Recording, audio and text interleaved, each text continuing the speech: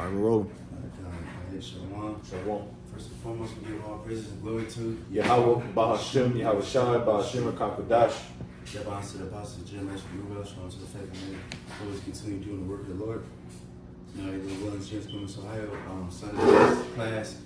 You know what I'm saying? Continuing on the Bible series. And the last class, you know, we touched on the fall of the northern kingdom. You know what I mean? The kingdom of Israel, because, you know, going into the split, you know, you had kingdom of Israel, kingdom of Judah. All right. And then Israel fell down through to the Assyrians and got exiled. And Judah, I believe they lasted like 100 and maybe 30 years more than Israel. You know what I'm saying? So now we can touch on that and their fall, you know, because, you know, it was prophesied through the prophets that Israel's going to be scattered across all nations. You know what I mean? So Judah is up next. So first we can go to 2 Kings 18:1. We can look at that, then we go to the article. So 2 Kings, 18 verse 1, right? Yep. 2 Kings chapter 18 verse 1. Now it came to pass in the third year of Hoshea, son of Eli, king of Israel, that Hezekiah, the son of Ahaz, king of Judah, began to reign. Right, because Hosea, you know what I'm saying, he was the last king of Israel before they got taken out. You know, now he's setting up the king of Judah, which is Hezekiah. Alright, so now we can just go down the list. We ain't go too much into details because, like, we gonna go to the book of Isaiah. You know, that's, you know, Isaiah, the prophet Isaiah was dealing with Ezekiel,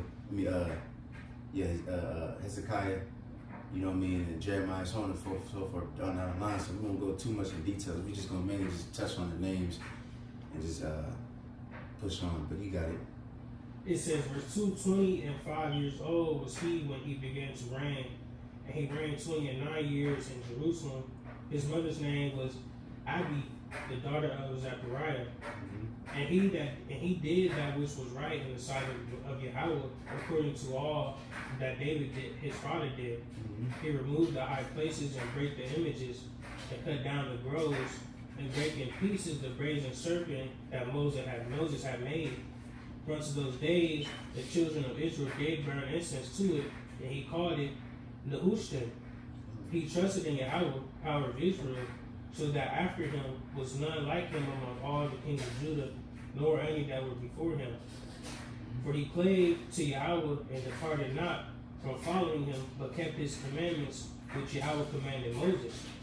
And Yahweh was with him, and he prospered whithersoever he went forth. And he rebelled against the king of Assyria and served him not. Right, and real quick, you know, just to summarize for the sake of time, like I said, we can go into more detail maybe when we go into the book of Isaiah.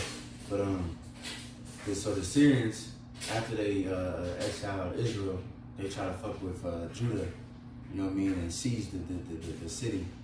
And the Lord, you know, through, you know, the prophet Isaiah, you know, gave the breakdown to the king Hezekiah, and they was able to stand strong and not get taken down by the Assyrians, and they eventually left. All right, and it was cool for a minute. Then you have a few other kings, and then the Babylonians, they came. You know what I'm saying? So, so real quick, can you skip down to 2 Kings 21 and 1? So 2 Kings 21 verse 1 says, Manasseh was 12 years old when he began to reign, and reigned 50 years in Jerusalem. And his mother's name was Hephzibah. And he did that which was evil in the sight of Yahweh, after the abominations of the heathen, whom Yahweh cast out before the children of Israel. Right. So that's the son. That's the next one that ruled, right? And he did wickedness. And then that was the king that when the Lord was like, all right, enough is enough. Now I'm about to scatter Judah. Because that, you know, he was killing innocent people, and you know, Lord willing, we can go more into that later. But yeah, that king was wicked as hell. So the Lord was like, okay, now we're about to scatter Judah. And you know, and then so next after that, let's go to 2 Kings 22 and 1. So 2 Kings 22 verse 1. Josiah was 8 years old when he began to reign, and he reigned 31 years in Jerusalem. And his mother's name was Jedidah, and the daughter of Agaiah, of Boscath. And he did that which was right in the sight of Yahweh, and walked in all the way of David his father, and turned not aside to the right hand or to the left. Right. And then we're gonna read the articles and go more in detail into that king. That's a very important king. Matter of fact, we can stop there because a very important battle that he took place in is gonna lead all to the fall of Israel and all that, or Judah, I should say. You know what I'm saying? So now we're willing. Now we got those kings set up. Now we can go to the article and just continue on that. All right, this is the article. It says the fall of Judah's ancient kingdom's downfall. I'm going to jump down to the paragraph of introduction, setting the stage for the fall of Judah. The kingdom of Judah entered a period of turmoil marked by geopolitical instability and spiritual decay. Following the King Solomon's death in 931 BC, the united monarchy split into the kingdom of Israel and Judah.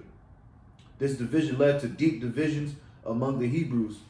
By 722 BC, the Assyrians conquered the northern tribes of Israel due to their idolatry and rebellion against the Most High. Judah, however, managed to remain independent, but its downfall was imminent. Both kingdoms played crucial roles in the biblical narrative as detailed in the books of Kings and Chronicles. Right, and real quick, I was watching this dude last night. We got a good, let me see, I think I put it in the Telegram. Let me see his channel name real quick. He made a good video on that because the Assyrians too, they have tablets, you know what I mean? So just to prove that the scriptures are true, they got tablets of the Assyrians actually writing about these different things that happen in the Bible too, about us being destroyed in certain battles and being exiled and all that. All right, but it's this dude's channel. His name is History with CY. All right, and then the channel, I mean the video name is called Ancient Israel and Assyria, Early Accounts and the Early Encounters in the Levant. Right, so that's a really good video. Like I said, it shows you actual historical proofs of. It shows you all different sides. It shows you the writings of the Syrians, the writings of the Babylonians, and of course the Israelites. And it goes into all these important battles that we're going to speak about. Yeah, that's funny too, because even if you try to, I even try to do some history or research on the Assyrian captivity with with Israel, and you can't really find documentaries on those. You can find a lot of Babylonians, a lot of Southern tribe documentaries, but you cannot find a lot of those Assyrian when the northern tribes was in Assyria. You can't. You got it. It says, in the late 7th century, the region witnessed significant events. The battle in June of 605 BC saw Babylon defeat Egypt, cementing its control over Palestine. This was followed by a Jerusalem siege by Nebuchadnezzar in early August of the same year. Right, so real quick, so what is they talking about? He said a battle, what did he say? The battle in June 605 BC saw Babylon defeat Egypt. Mm-hmm. All right. Now, that was very important. That was prophesied in the scriptures. Now, can we get Jeremiah 46, and then let's get 2 Kings. We probably get 2 Kings first. I'll get Jeremiah. Come on. Let me see. It was the King Josiah.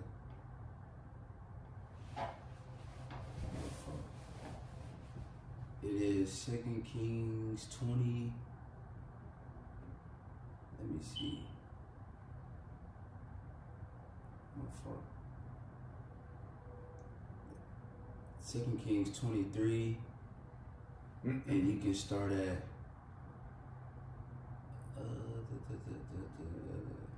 28. So 2 Kings 23, starting at verse 28, it says, "Now the rest of the acts of Josiah and all that he did, are they not written in the book of the Chronicles of the kings of Judah? In his days, Pharaoh Nekhah, king of Egypt, went up against the king of Assyria to the river Euphrates And King Josiah went against him, and he slew him in Megiddo when he had seen him. And his servants carried him in a chariot dead from Megiddo, and brought him to Jerusalem, and buried him in his own sepulchre. And the people of the land took Jehoahaz, the son of Josiah, and anointed him, and made him king in his father's stead. Right. So now this the Pharaoh, you know what I'm saying? At this time, so of course, like we said, we was going into Assyrian captivity, right? How they took over Israel. Now at that time, Assyria, they was the what's it called? Like the dominant force over everybody. They was ruling the world pretty much.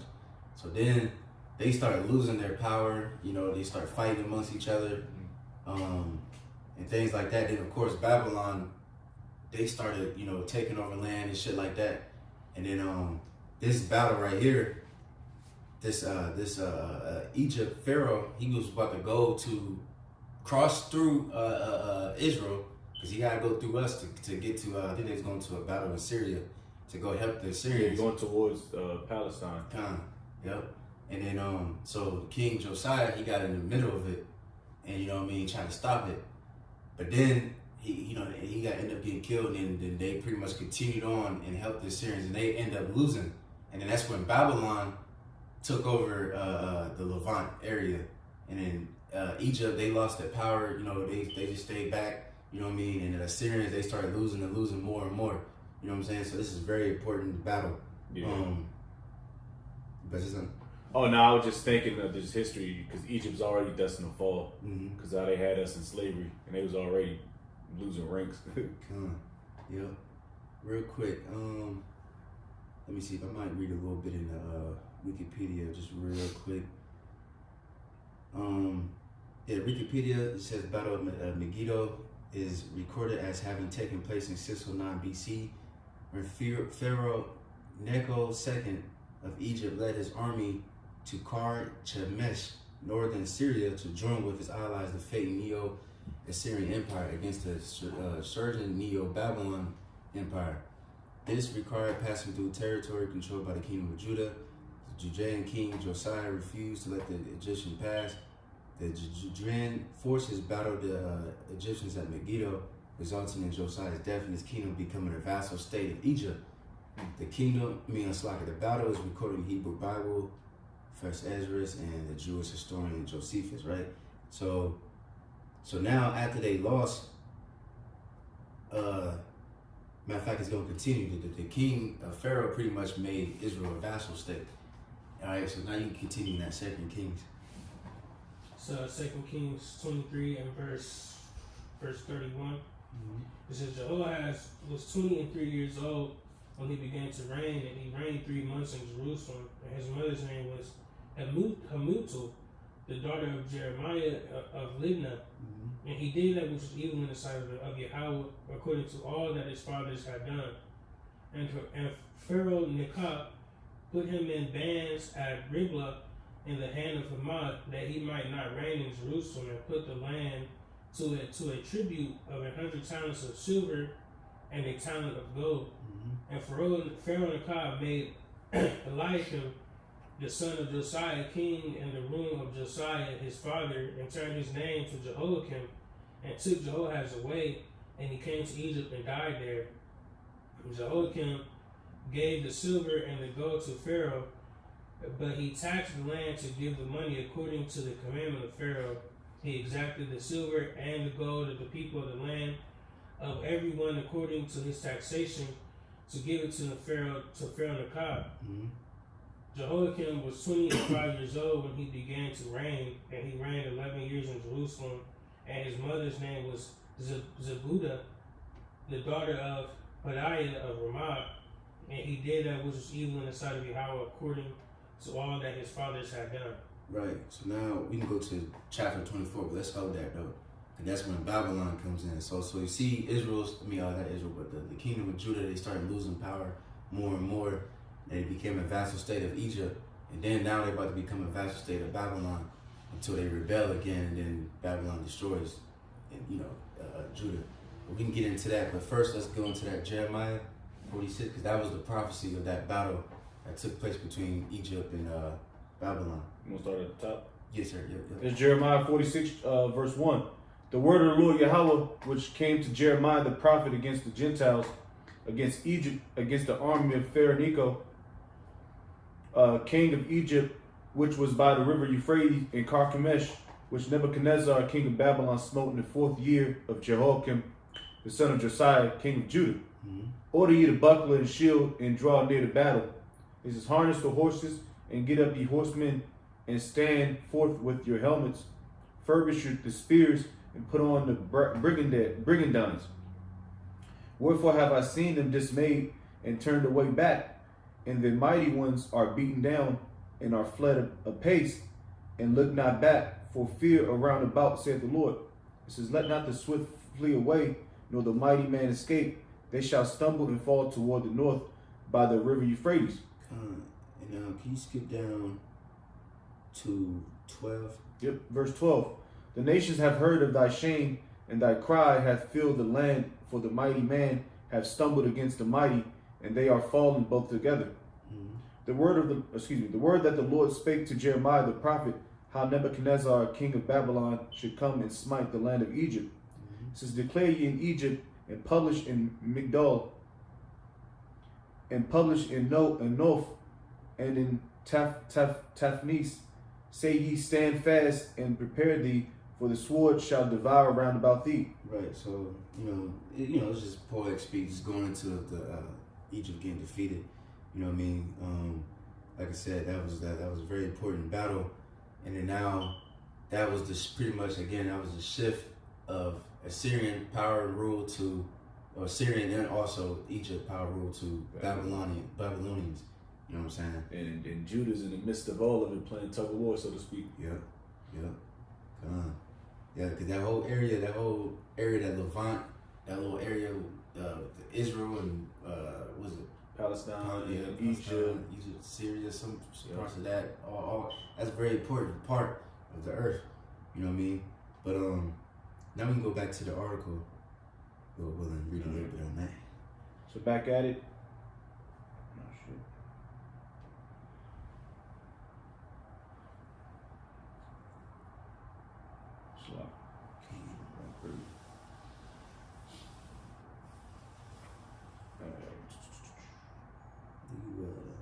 The late century. I got it.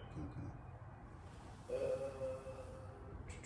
All right, back at it. This is Babylon's rise led to deportations from Jerusalem with the first in 605 BC, followed by others in 597 BC and 586 BC. These deportations worsened Judah's situation, culminating in the destruction of Jerusalem and Solomon's temple. In 586 BC, this event showcased Babylon's power and the consequences of ignoring divine commands. The last 4 kings of Judah, Jehoaz, Jehoiakim, and Zedekiah, ruled with defiance and ignored prophetic warnings. Their reigns were a stark contrast to earlier times when the nation sought spiritual reform. Despite the dire circumstances, the biblical account highlights the Most High's mercy and faithfulness. Even during the siege and exile, figures like Daniel and Ezekiel offered hope and guidance to the captors. The Chronicles conclude with Cyrus' proclamation, signaling a time of restoration and the rebuilding of the temple. The fall of Judah's historical context is vital for grasping its captivity's broader implications. These events fulfilled prophetic warnings and influenced the spiritual and cultural identity of the Jewish people during and after the Babylonian exile. Right. And then, so Lord willing, let me read this real quick. This is like an overview of the Babylonian exiled Judah in waves. This is simple Google search. It says key events and dates. First deportation, it says 605 BCE. Daniel and other young nobles taken to Babylon. The second one, it says 597 BCE. King Jehoiakim and many skilled people exiled after a siege of Jerusalem. And the final one, it says Nebuchadnezzar destroys Jerusalem and the first temple. The remaining population exiled, ending the kingdom of Judah. So now a little willing, let's get the precepts of that. What was that? 1 Kings 21? I mean 24 and 1? 2 Kings. Yep. So look at 2 Kings chapter 24, verse 1. It says, in his days Nebuchadnezzar, king of Babylon, came up, and Jehoiakim became his servant 3 years. Then he turned and rebelled against him. Yahweh sent against him bands of the Chaldees, and bands of the Syrians, and bands of the Moabites, and bands of the children of Ammon, and sent them against Judah to destroy it, according to the word of Yahweh which he spake by his servants the prophets. Sure that the commandment of Yahweh came this upon Judah to remove them out of his sight for the sins of Manasseh according to all that he did, and also for the innocent blood that he shed, for he filled Jerusalem with innocent blood, which Yahweh would not pardon. Right. Now can you go to verse 7? Yep. Jump to verse 7. And the king of Egypt came not again any more out of his land. For right. the king, See, matter of fact, keep going. For the king of Babylon had taken from the river of Egypt unto the river Euphrates all that pertained to the king of Egypt. Right. So he says that Egypt came out of his land again, because again, that just proves further the scriptures, because that's when that battle, Babylon became dominant over that the little area, the little Middle East part area, Levant. You know what I'm saying? And now, Assyria and Egypt lost their power. You see, but you got it. And then Egypt fell again. I think the Persians fucked with them, and then the Greeks. I think that's when the Greeks, when they attacked and took over. Yeah, they're just getting fucked up. They just took mad L's after that. What's his name? Ptolemy. That's why a lot of people think that what's her name? Oh, he said that Cleopatra was a nigger woman, but no, she was a so-called white lady. Yeah. You know what I mean? She was just took over the Egyptian people. You see, but you got it. Back in. Mm-hmm. Verse 8, it says, Jehoiakim was 18 years old when he began to reign, and he reigned in Jerusalem 3 months. And his mother's name was Nehushta, the daughter of Elnathan of Jerusalem. And he did that which was evil in the sight of Yahweh, according to all that his father had done. At the time, the servants of Nebuchadnezzar, king of Babylon, came up against Jerusalem, and the city was besieged. And Nebuchadnezzar, king of Babylon, came against the city, and his servants did besiege it. And Jehoiakim, the king of Judah, went out to the king of Babylon, he and his mother and his servants and his princes and his officers. And the king of Babylon took him in the 8th year of his reign. And he carried out thence all the treasures of the house of Yahweh and the treasures of the king's house, and cut in pieces all the vessels of gold which Solomon king of Israel had made in the temple of Yahweh, as Yahweh had said. And he carried away all Jerusalem and all the princes and all the mighty men of valor, even 10,000 captives, and all the craftsmen and smiths. None remained save the poorest sort of the people of the land.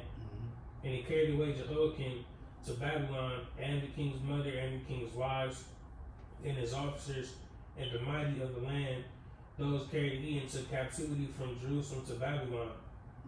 And all the men of might, even 7,000, and craftsmen and smiths 1,000, all that were strong and apt for war, even them the king of Babylon brought captive to Babylon. And the king of Babylon made Mattaniah, his father's brother, king in his stead, and changed his name to Zedekiah. Right. And I believe, this is the last king of Judah before they completely fell. But you got it. So Zedekiah was 21 years old when he began to reign, and he reigned 11 years in Jerusalem, and his mother's name was Hamutal, the daughter of Jeremiah of Libnah. And he did that which was evil in the sight of Yahweh, according to all that Jehoiakim had done. For through the anger of Yahweh it came to pass in Jerusalem and Judah, until he had cast them out of his presence, that Zedekiah rebelled against the king of Babylon. Right, so he rebelled against the king of Babylon, so now they're going to come again and attack. Let me see. So now a little willing. Let me see. You can go back to the article, but we can skip down to you skip down to where it says Babylon's rise to power. All right. Back at the same article, coming down to subcontext, Babylon's rise to power. The Neo-Assyrian Empire, once the dominant force, began a decline due to geopolitical shifts. Ashurbanipal took the throne in 669 BC, expanding Assyria's borders and conquering Egypt. In 671 BC, yet this victory is brief as Assyria faced growing threats from Babylon. In 618 BC, Babylon invaded Assyria, forming an alliance with the Medes. This alliance led to the destruction of Nineveh, Assyria's capital, in 612 BC. Pharaoh Samechius of Egypt attempted to aid Assyria until Ashur fell in 614 BC. However, Nebuchadnezzar II's rise to power in Babylon was unstoppable.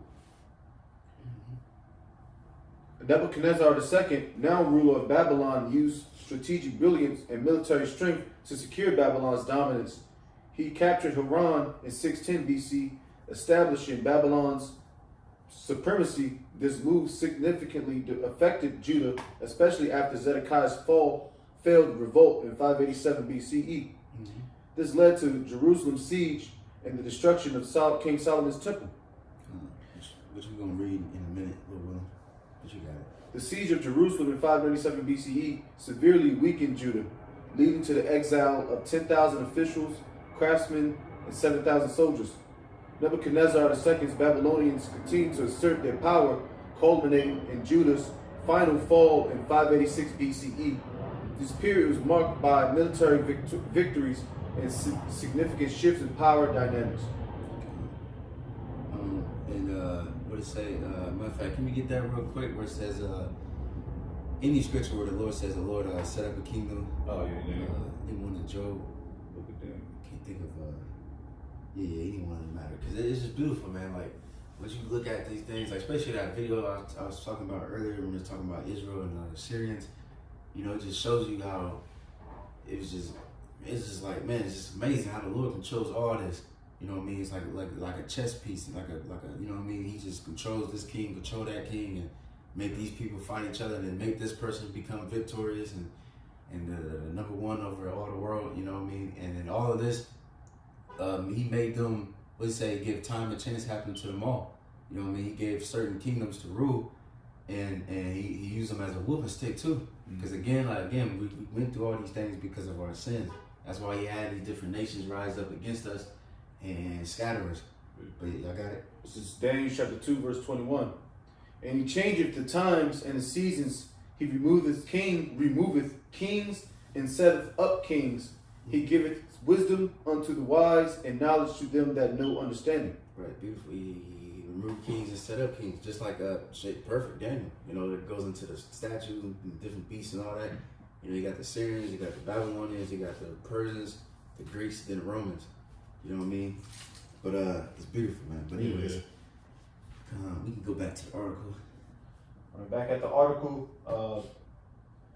finishing off from the rulership of Babylon, I believe how it was. It says Babylon's rise under Nebuchadnezzar II transformed the ancient Near East politics through military campaigns and strategic. I already read that.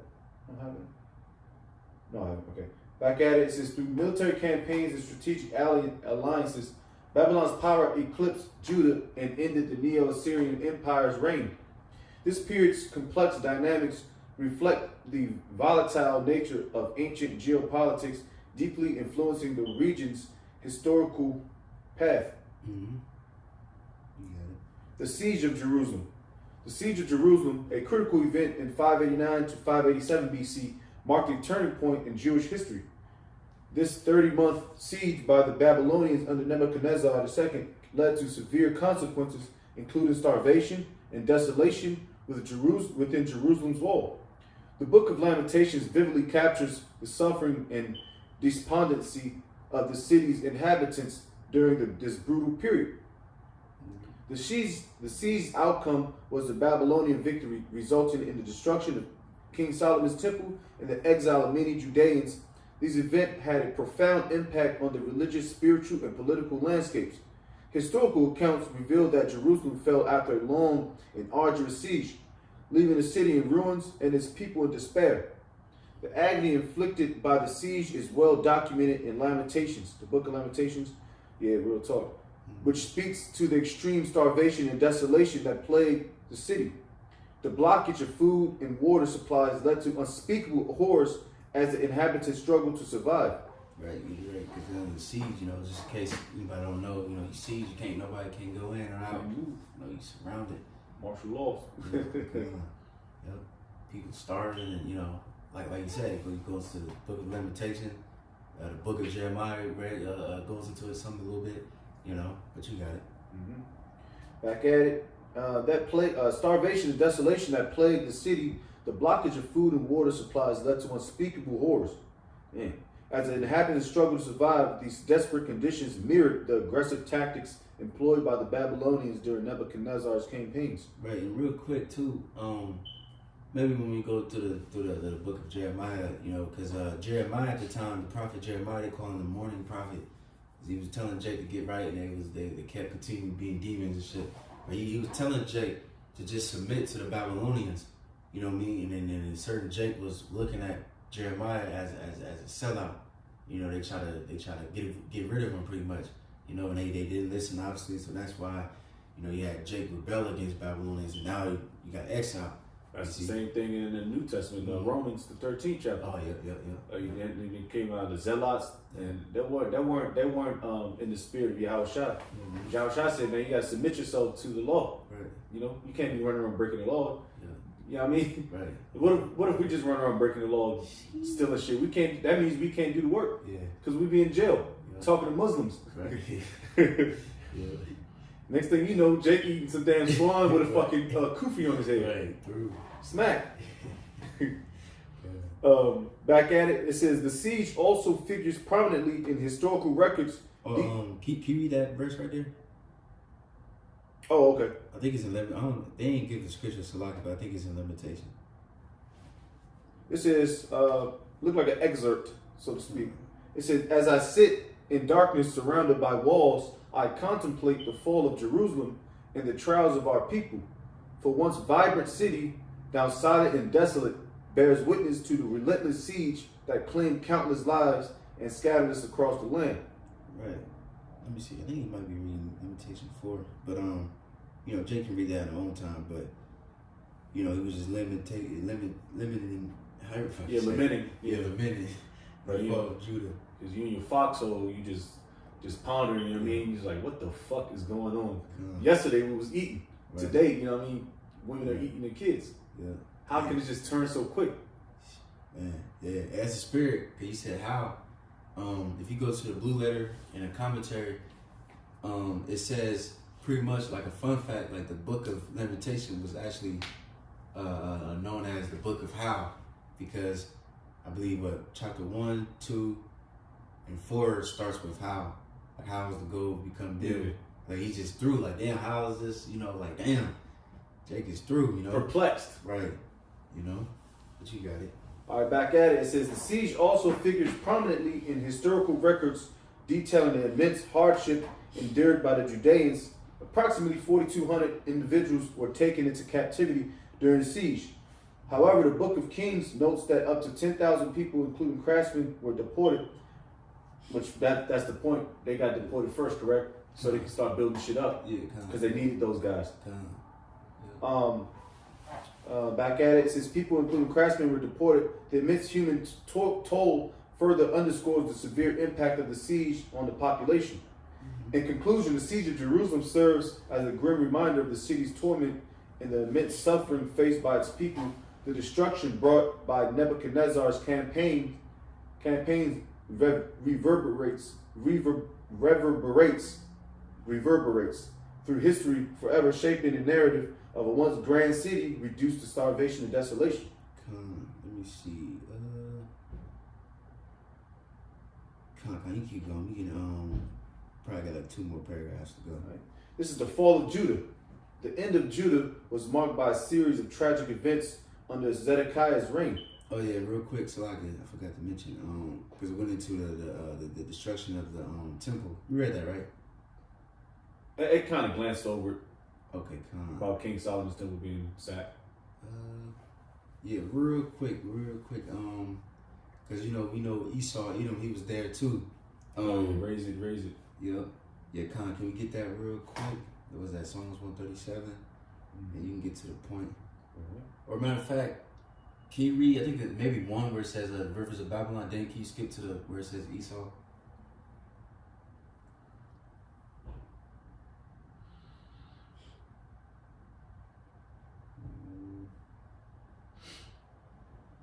This is Psalms chapter 137, verse 1. By the rivers of Babylon, there we sat down, we wept when we remembered Zion. All right, and then you want me to jump down? I think it's 7, I believe. 7, 8. This is verse 7 out of Psalms 137. It says, remember, O Lord, the children of Edom in the day of Jerusalem, who said, raise it, even to the foundation thereof. O daughter of Babylon, who ought to be destroyed, happy shall he be that reward. Oh, well, let's go into that, look. But that was the point, yeah. They was chanting, they was helping the Babylonians. And real quick, let me see if I can find this again. Cause I had it pulled up. I gotta type it in again so I get. I can picture it too. Babylonians getting busy. Judah getting smacked, and then Esau's on the sideline getting his little licks in and shit, getting his kicks in and moving back. Like can't do nothing, change and shit. Yeah. Smack. Bastards. Sneaky bastards. Yeah. You little sneak attacks and shit. Let me see.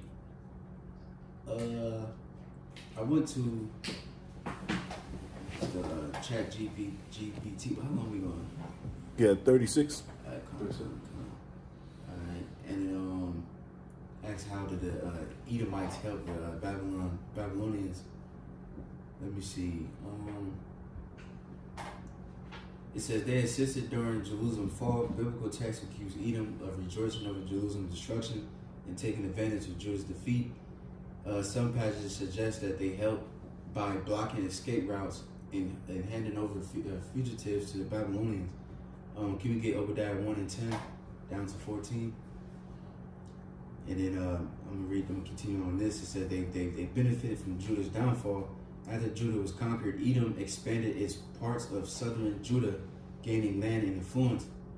But yeah, and it's also like a proof, what shit called like artifacts found after that time. It was shown that Edom did move into like southern Judah and took over some of the cities and shit that we was living in. So not only they helped destroy the temple, but they also moved into our homes and shit like in our land. They probably got like tax breaks and shit. Yeah. You know how it is to like modern day. Yeah. And then we also get Ezekiel, I think it's 36 and 1. But whoever got that song, read that first. Oh, we already read that, right? Yeah. You want Obadiah? Yeah, Obadiah, that's what I'm going to say. It's like Obadiah 1, starting verse 10, it says, for thy violence against thy brother Jacob, sin shall cover thee, and thou shalt be cut off forever. Mm-hmm. In the day that thou stoodest on the other side, in the day that the strangers carried away captive his forces, and foreigners entered into his gates, right, and cast lots upon Jerusalem, even thou wast as one of them. Right, you was one of them because you helped them, you know what I mean? When he was getting taken and fucked up by the Babylonians, you know? You got it. It says, verse 12, but thou shouldest not have looked on the day of thy brother in the day that he became a stranger. Right, he became a stranger because what? Because Israel and Judah, we became Israelite foreigners. We became strangers. Now we in a land that's not ours. You know what I'm saying? And worshiping their gods and, so on and so forth. That's part of the curses. You see? But you got it. Neither shouldest thou have rejoiced over the children of Judah in the day of their destruction. Mm-hmm. Neither shouldest thou have spoken proudly in the day of distress. Mm-hmm. Thou shouldest not have entered into the gate of my people in the day of their calamity. Yeah, thou shouldest not have looked on their affliction in the day of their calamity, nor have laid hands on their substance in the day of their calamity. Right. See, so they was taking advantage of Jake while they were kicking him while he was down. Probably because of revenge. And, Esau, he always had a problem with Esau, But Lil Willin, that was it? You said you went to verse 14, right? Yeah.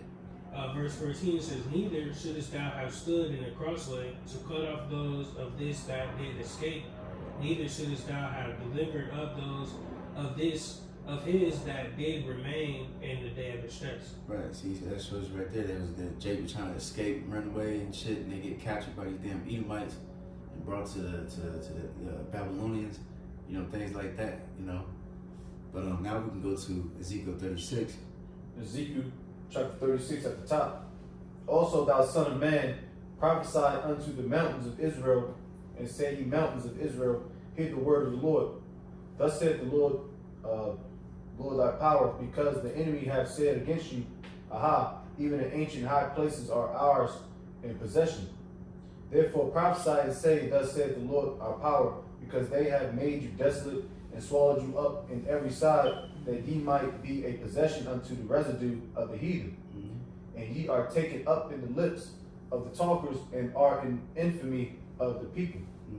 Therefore, ye mountains of Israel, hear the word of the Lord thy power. Thus saith the Lord thy power to the mountains, and to the hills, to the rivers, and to the valleys, to the desolate wastes, and to the cities that are forsaken, which became a prey and derision to the residue of the heathen, that they are round about." Right, we can stop there, you know, just going into Esau, because Ezekiel, you know, he, like we mentioned that earlier, you know, he was in the Babylonian captivity as well. So, you know, this freshly happened. You know, Esau, like you said, he moved in southern Judah, taking certain lands, and also, of course, you know, a lot of prophecies are double folk. Now, Esau is still in the earned land. It took it completely, you know. But Lord willing, we can go back to the article. I think we got a little bit more on there. All right. This is the fall of Judah. The end of Judah was marked by a series of tragic events under Zedekiah's reign. The Babylonian king Nebuchadnezzar besieged Jerusalem, causing widespread famine and suffering among its inhabitants. Jeremiah had prophesied these events, warning the people to repent. However, the disobedience sealed Jerusalem's downfall, leading to the complete destruction of Judah. During the last days of Zedekiah's reign, an ill-fated attempt was made to escape the besieged city. Zedekiah and his sons were captured and brought before Nebuchadnezzar in Riblah. There he witnessed the murder of his sons and all the nobles of Judah, ensuring that no heir to the throne remained. This brutal act symbolized the end of the Judite kingdom and the onset of the Babylonian captivity. Jerusalem's downfall resulted in the extensive exile to Babylon. The Babylonians destroyed the city, burned the temple, and took the majority of the population into exile. This marked a significant shift for the Jewish people, for Jake people, as I hate that word, as they were forced to live in a foreign land under Babylonian rule. The tragic end of Zedekiah's reign also led to the death or captivity of 2/3 of Judah's population as they were taken to Babylon. The destruction of Judah and the mass deportation reshaped the social and political landscape of the region. Despite the power of the Most High's compassion remained as highlighted in 2 Chronicles 36:15, emphasizing his love and repeated warnings before judgment. Interestingly, Jeconiah, a former king of Judah from the Solomonic line, was later restored to honor by Nebuchadnezzar 37 years into the exile. Jeconiah was given the title king along with other captive rulers, although he never ruled Judah again. This act demonstrated a degree of mercy amidst the harsh consequences of their disobedience. The fall of Judah serves as a poignant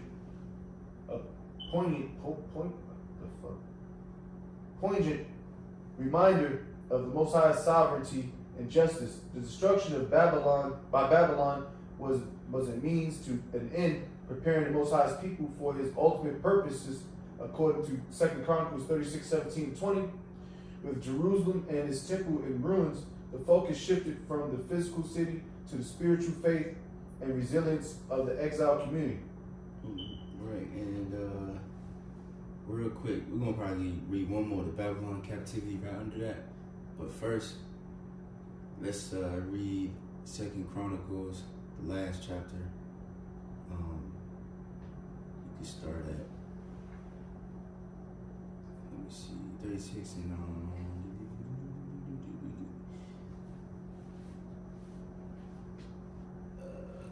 you can start at 17.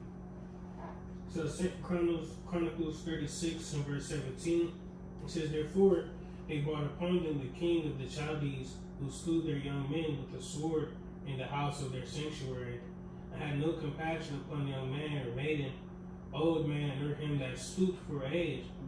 He gave them all into his hand, and all the vessels of the house of the Most High, great and small, and the treasures of the house of Yahweh, and the treasures of the king and of his princes, all these he brought to Babylon. And they burnt the house of the Most High, and brake down the wall of Jerusalem, and burnt all the palaces thereof with fire, and destroyed all the goodly vessels thereof. And them that had escaped from the sword carried he away to Babylon, where they were servants to him and his sons until the reign of the kingdom of Persia, to fulfill the word of Yahweh by the mouth of Jeremiah, until the land had enjoyed her Sabbaths. For as long as she lay desolate, she kept Sabbath to fulfill 70 years. Now in the first year of Cyrus, king of Persia, the word of Yahweh spoken by the mouth of Jeremiah might be accomplished. Yahweh stirred up the spirit of Cyrus, king of Persia, that he made a proclamation throughout all his kingdom, and put it also in writing, saying, Thus saith Cyrus, king of Persia, all the kingdoms of the earth hath Yahweh power of heaven given me, and he hath charged me to build him a house in Jerusalem, which is in Judah, who is there among you of all his people. Yahweh, his power be with him, and let him go up. Right, so now that's going to lead into the Persian Empire, you know what I'm saying?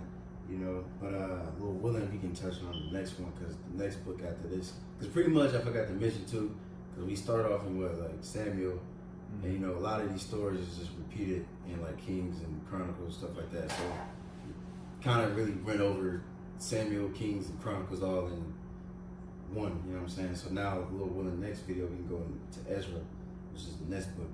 But Lord willing, we can just end it off, just read that Babylon captivity, and then we can stop there. Alright. Subtitle: The Babylonian Captivity. The Babylonian captivity was a pivotal time for the Jake diaspora, lasting from about 607 BC to 537 BC under King Nebuchadnezzar II's rule. Thousands were forcibly moved to Mesopotamia after the siege of Jerusalem in 597 BCE and the city's destruction in 587 BCE.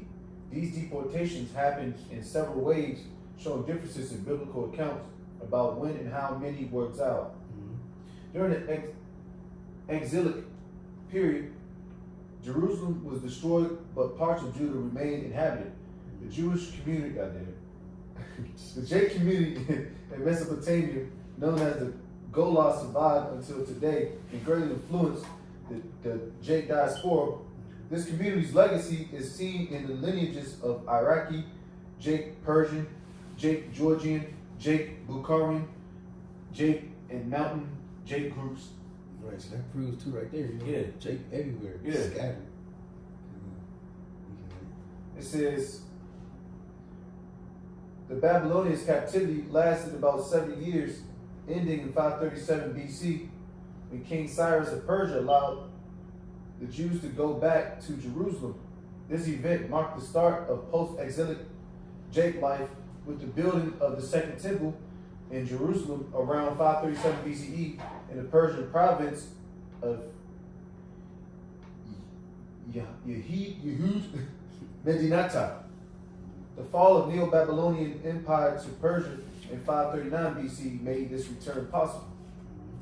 The Babylonian captivity deeply affected the Jake nation's psyche. Exiles faced very social and economic conditions, but their faith and culture were transformed. This period led to a faith revival and significant religious developments in post-exilic Jake life. And we got a list. You gotta read the list. Well, in fact, yeah, we cool. We probably read the list another time. But yeah, man, it's pretty much stop there, a little willing, because again, you know, next up is gonna be the Persian captivity, you know. But also just real quick, just some couple fun facts during this time. When all Israel got, Judah, Salaki, they got exiled, you know, like I said, the poor of the land stayed.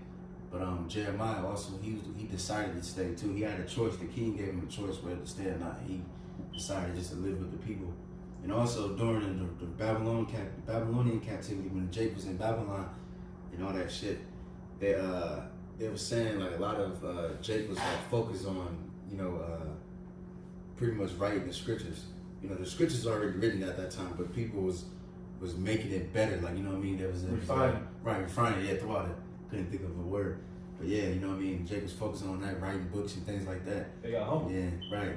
You know, and then when Jake came back to the land, you know, Ezra and Nehemiah and things like that, we're gonna touch on them. You know, they pushed the law and, you know, pretty much getting Jake back in the spirit, building the temple, building the walls back up, and then we finally got our heritage back. You know, which technically we didn't lose it, but we, you know, we got fucked up. You see, but yeah, man, Lil Willin, that's pretty much the video. You know, Lil Willin, hopefully that was edifying. That we can give all praise and glory to. Yahweh, Balashim, Yahweh Shai, Balashim, Kakadash. Everyone surpasses the Gms Columbus Ohio Sunday. Continue to work the Lord. It's going to be a conversation. Shalom. With will.